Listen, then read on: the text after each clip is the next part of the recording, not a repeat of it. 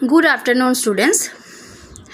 দশম শ্রেণীর ছাত্রছাত্রীদের উদ্দেশ্যে বলছি, আর স্কুল সার্ভিস কমিশন পরীক্ষার জন্য যারা প্রস্তুতি নিচ্ছ তাদের উদ্দেশ্যেও বলছি।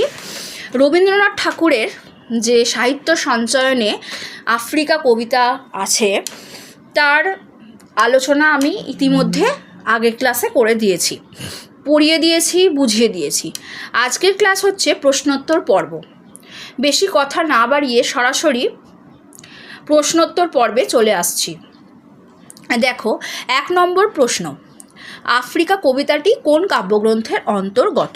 এটা ভেরি ভেরি ইম্পর্ট্যান্ট একটা কোয়েশ্চেন, যে এটা অন্তত স্কুল সার্ভিস কমিশন পরীক্ষায় কেন, এটা কিন্তু দশম শ্রেণীর ছাত্রছাত্রীদের ক্ষেত্রেও আমি বলছি, তোমরা কিন্তু কাব্যগ্রন্থের নাম মনে রাখবে। আফ্রিকা কবিতাটি কোন কাব্যগ্রন্থের অন্তর্গত? উত্তর হবে পত্রপুট।